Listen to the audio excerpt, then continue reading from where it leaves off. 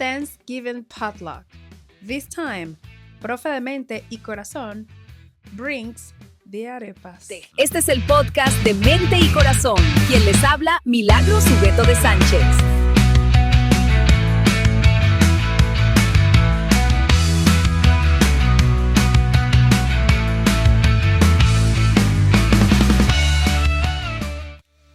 Welcome to Profe Demente y Corazón, the podcast, a space in which I share how education, culture, arts, and languages become powerful tools for transforming our classrooms. My name, Milagros Hugueto de Sánchez. I am super excited to invite you to subscribe to this project, comment, like, share, and of course, let's continue this interaction because it is important for this community to transcend on time.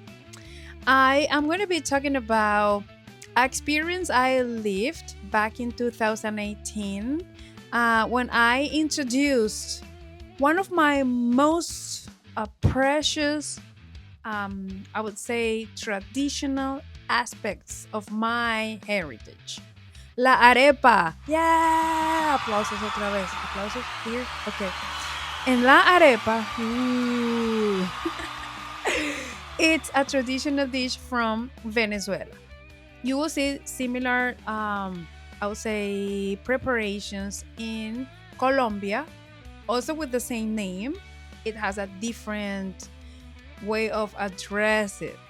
And also you could see las pupusas en El Salvador, la gordita in Mexico, and other preparations that are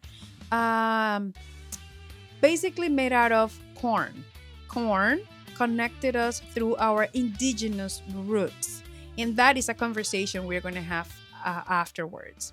Now, I am wearing my elegant arepa for this podcast for you, and I wear it every time I cook arepas with my students. Today's episode is about 2018, May, first, second, and third block. Profe Demente y Corazón cooking arepas for her Spanish 2 students. That time I had students from the United States of America. I had students from Central America, South America, Asia, Africa, and Oceania. I used to have students from Australia. And the plan was to introduce them to what I eat in my life almost every day for breakfast or lunch or a snack or dinner, because it's part of my life.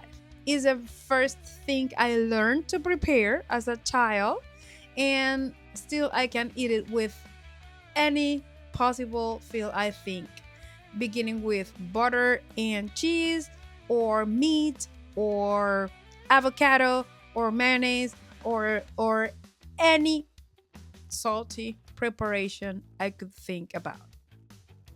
I decided to start to building bridges with my students, and I know food connects people.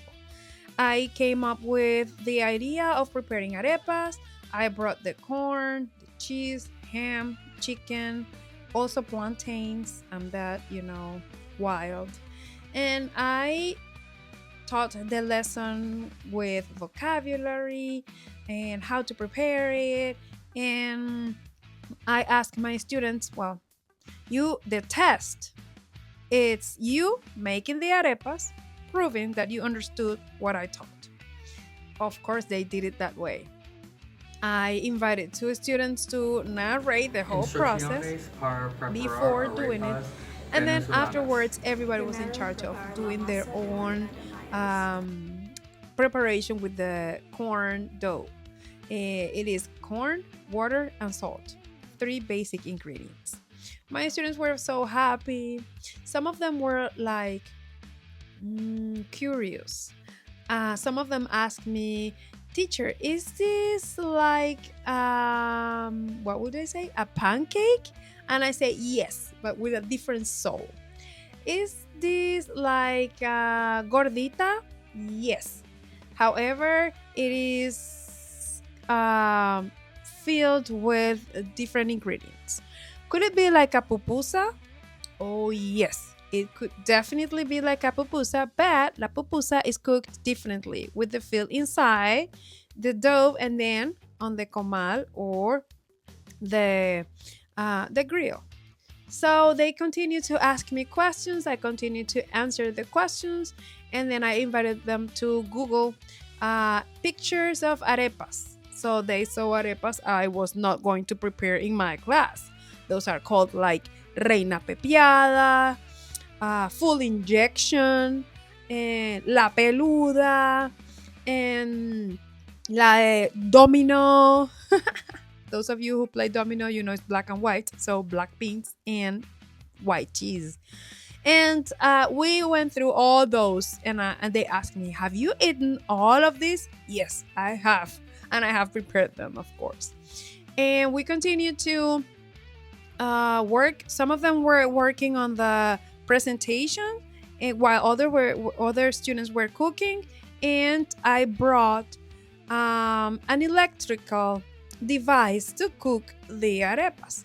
They say, "Teacher, this is like cheating because you showed us pictures of your grandparents cooking arepas in a rural area back in Venezuela, and it doesn't look alike." And I told them, of course, that's why we love technology and we understand that life changes for better, for good.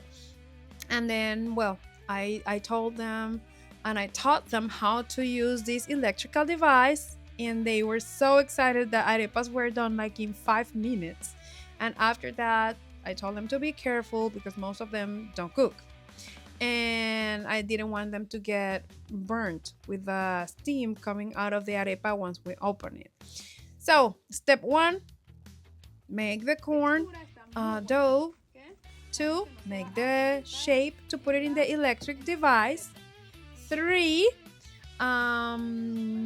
select what you want to put inside the arepa, and then be ready to eat it. That's what I taught them to do.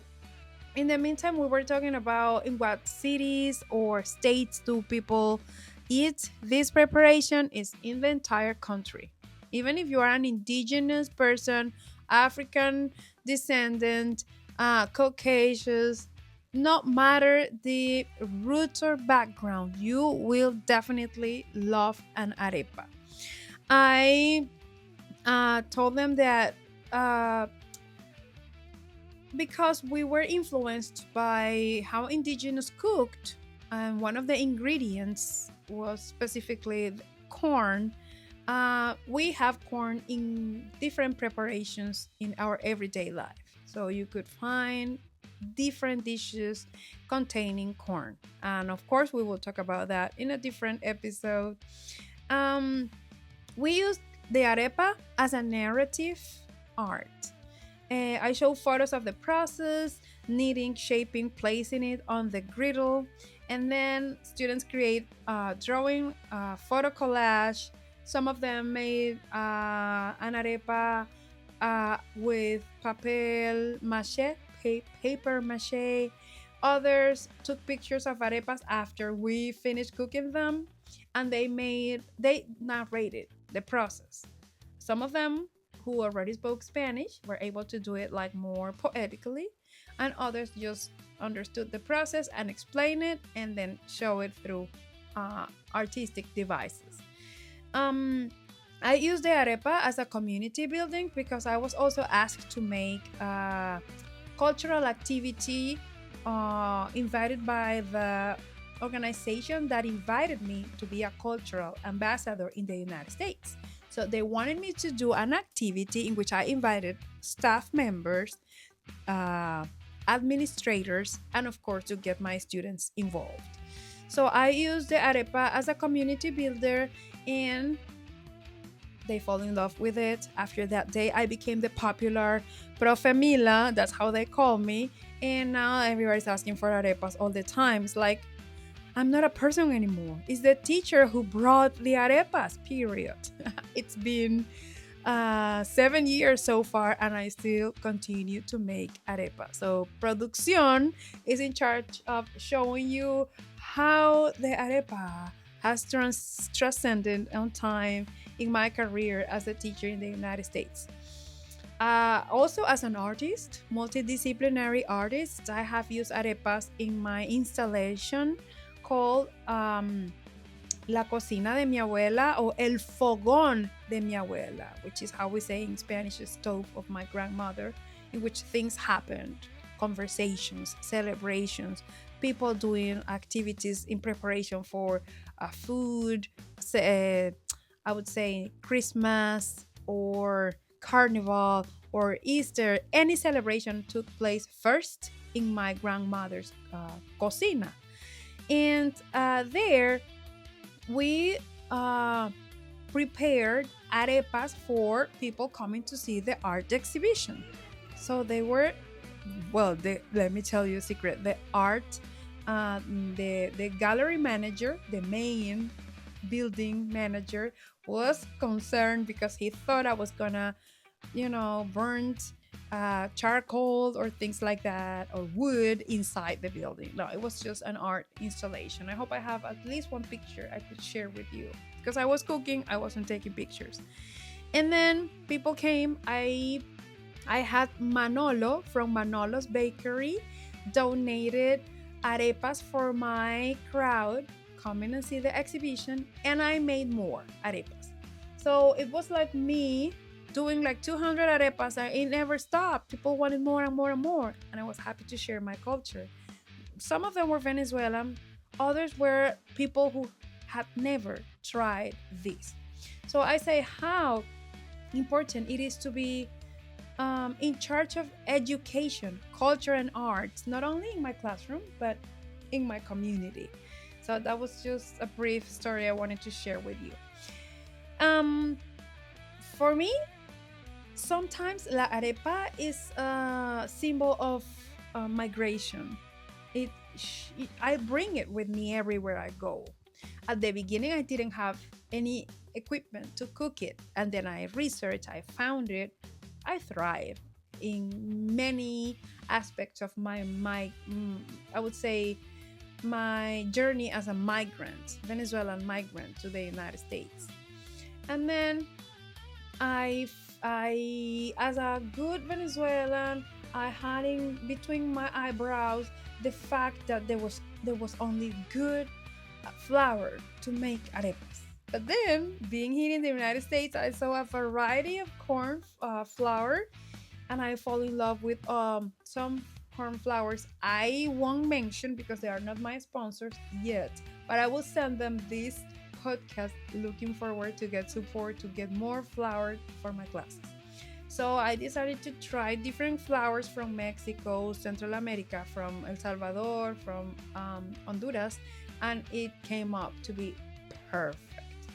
And I decided to make it realistic, adapt voices from my classroom, understanding that some students were open to trying new things, others were like, I'd rather don't.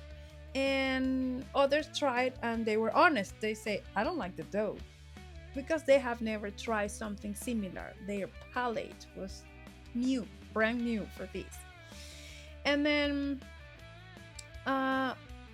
they asked me, Profe, why do you talk about la arepa like it is a person?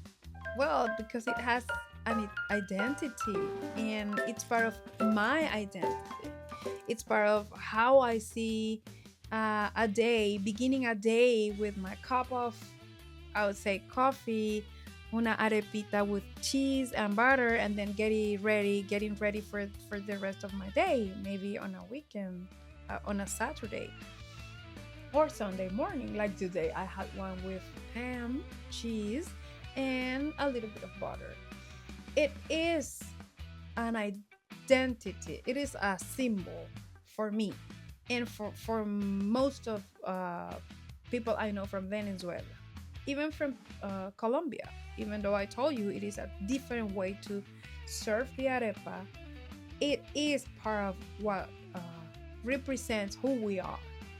Now, I invited students to tell their own stories. Once I told my story, I set the example. I invited them to talk about traditional food from their countries, or from their states, or from their cities. They were they were free to choose what to talk about and where from. And then we did the international fair, and they presented their dishes. They cooked. Some of them didn't prepare food, but they came up with beverages like morir soñando from the Dominican Republic. Of course, a mocktail because it was for school environments. Coquito from Puerto Rico, also a mocktail. And then we came up with my favorite ever. If you invite me to bring food somewhere to your celebration or your birthday party or anything, I will bring papelón con limón. I think papelón con limón deserves a whole episode. So I'll be telling you more about it later. And yes, they had this space to talk about their traditional food. Some of them prepared it, some of them bought it at restaurants, and then they brought this, and we tried everybody's food. They were able to talk about the food. Some of them did it bilingually, some of them did it in Espanol, and others were given the opportunity to do it in English, and because it's traditional food. Now, I have to tell you that the arepa reminds me who I am. I told you at the beginning, it was the very first dish I learned to prepare as a Venezuelan. God. And arepas are supposed to be rounded. Mine was square, the first one. And it normally happens because we are learning how to, manipulate things, give shape. And when, as a teacher, you recognize the importance of what your students bring, you give them space, you give them a voice, you amplify who they are, that becomes a bridge. That becomes an important part to empower them and to make them feel they are valuable, they are worthy, and whatever they say in the classroom is worth it, with the limits of respect and culture, in arts, in language. And I invite you to create spaces for your students to share who they are. And even if they are not Spanish speakers because you teach Spanish, let's say that, give them the space to talk about their traditions, their culture, their food, and challenge them to do it using the language you are teaching. Challenge them to do it bilingually, but do create spaces for them. They are the most important, I would say, individuals in this process. Thank you for watching. Please comment, share, like, subscribe, and let's continue to create this community. I love that you are watching, and I love to be able to share who I am and how culture, arts, languages, and education become powerful tools for you and for me through this space, Profe Demente y Corazón, the podcast. My name, Milagros Hugueto de Sánchez, and I am out. Este fue el podcast de la Profe Demente y Corazón. Out. Nos vemos en el próximo episodio.